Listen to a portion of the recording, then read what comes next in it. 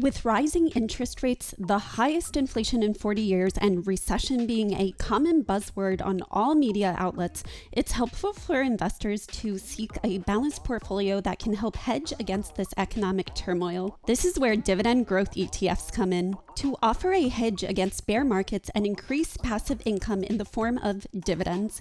Since 1974, dividend stocks returned 9.25% per year, beating the S&P 500's return of 7.7%.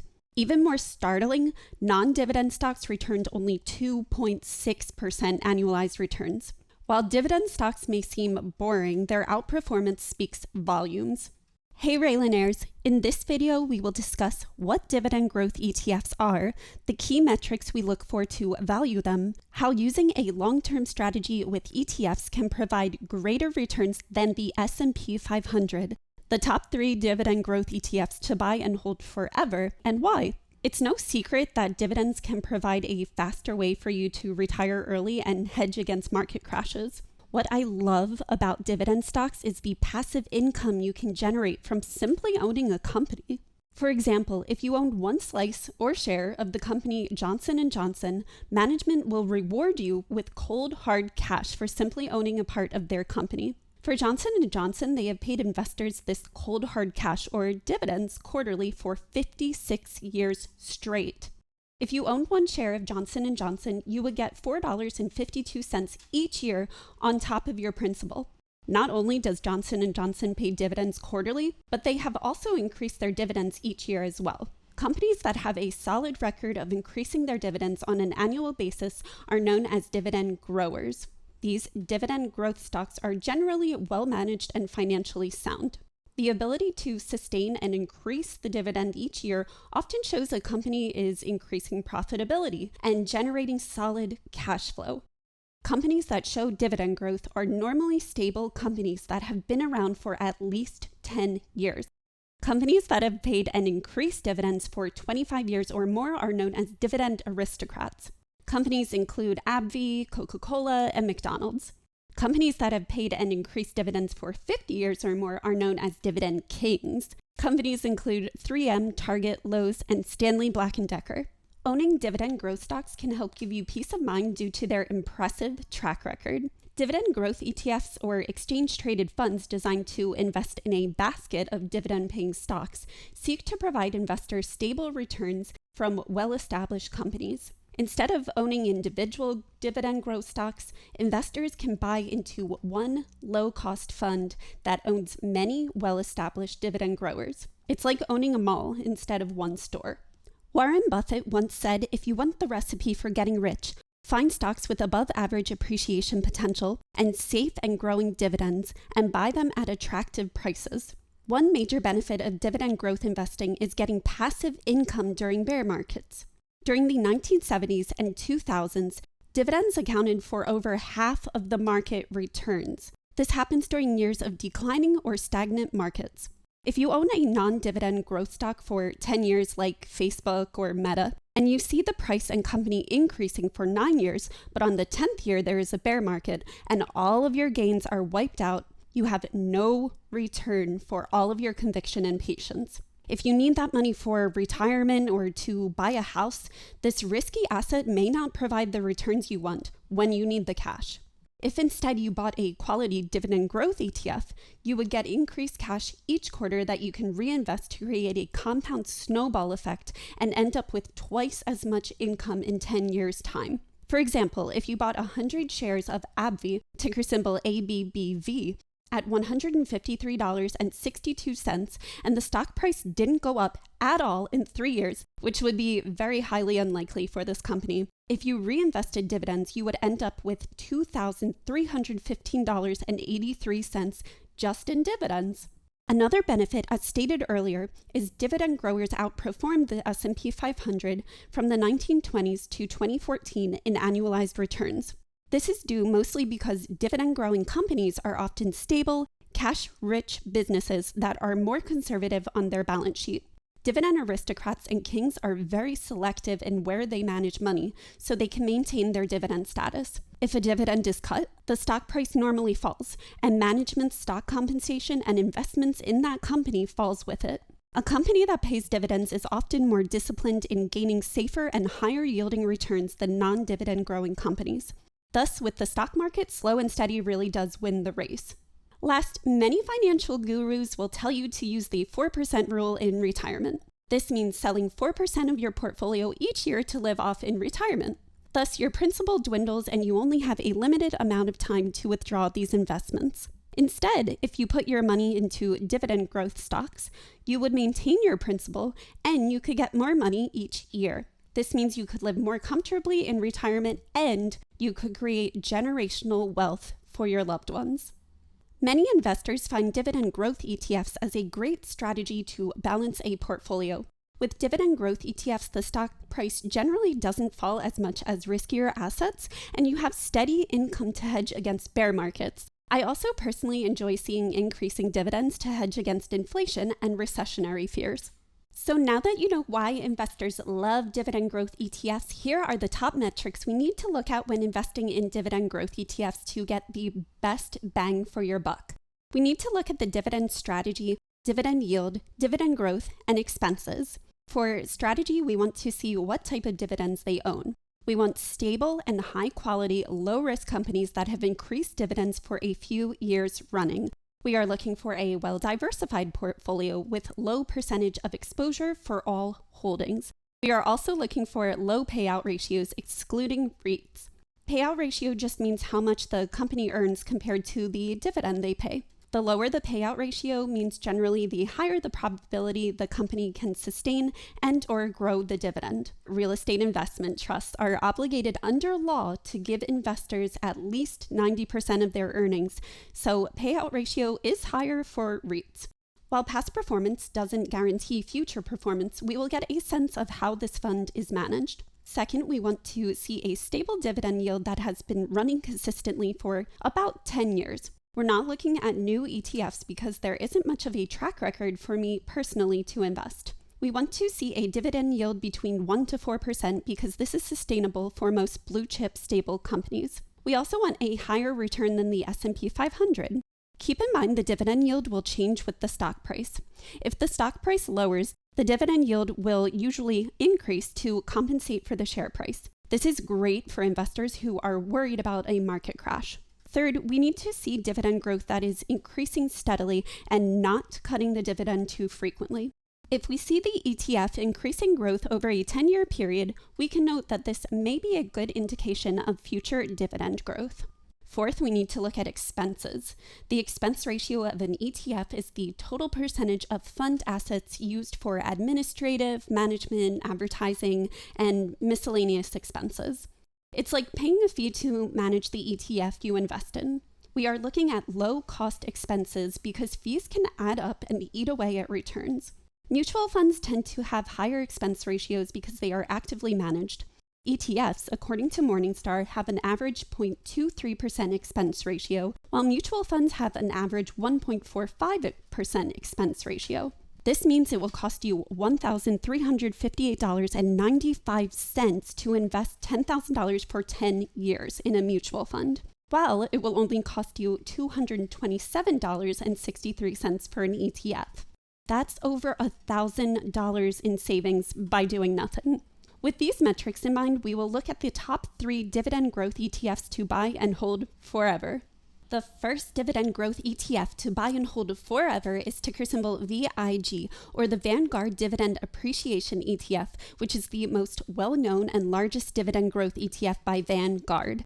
It tracks large cap equity, emphasizing stocks with a record of growing their dividends year over year. It seeks to track the performance of the S&P US Dividend Growers Index. This index measures the performance of U.S. companies that have consistently increased dividends each year for 10 years. The index excludes the top 25% highest yielding eligible companies, as these higher yields tend to be riskier. The ETF is currently at $145.58 with a negative 14.43% yield-to-date return. For the past 10 years, VIG has returned 11.97% on average each year, and since its inception in 2006, it has returned 8.92% each year. Its 52-week low is $138.61 with a 52-week high of $172.16, and it has a dividend yield of 1.93%. It has a market cap of $144.7 billion with 289 stocks currently in its portfolio. It has a PE ratio of 19.4 and return on equity of 24.2%. It is well diversified with its largest sector in information technology at 22.9% and financials at 14.7% exposure. Each holding represents less than 5% of the total portfolio. Top 10 holdings include United Healthcare at 4.21%, Johnson & Johnson at 4.08%, Microsoft at 3.87%, Procter & Gamble at 3.04%, and JP Morgan at 2.89%. Since 2013, VIG has increased dividends consistently from 34 cents to 69 cents, which is of course double. Dividends over a long trajectory has increased. In 2013, it was 34 cents, 2015 it was 44 cents, 2017 it dropped to 42 cents, 2019 was 51 cents, 2021 it was 51 cents again, and currently it is 69 cents. While this seems a bit sporadic, if we look at a graph, we can see a clear upward trajectory of dividends to hedge inflation. For the past 10 years, we can see a smooth dividend growth rate as well. The 10-year dividend growth rate for VIG is 8.76%. Assuming an annual dividend growth rate of 8.76%, dividends will double every 8.5 years. VIG clearly has a great track record of consistent and increasing dividends. Now let's look at the expense ratio. Vanguard is widely used by investors who are known as boggleheads, which includes me, who love low-cost funds.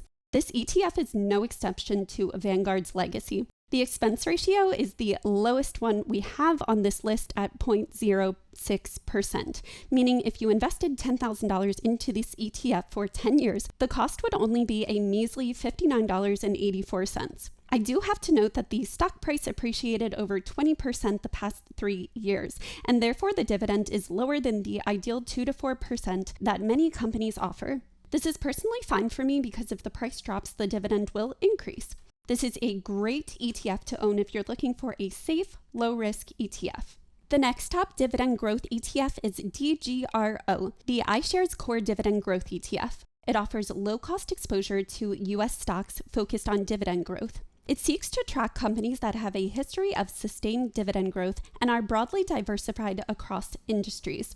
The benchmark it uses is the Morningstar U.S. Dividend Growth Index, which owns companies that pay qualified dividends with a minimum of 5 years of continuous annual dividend growth and have a significant margin to continue growing dividends.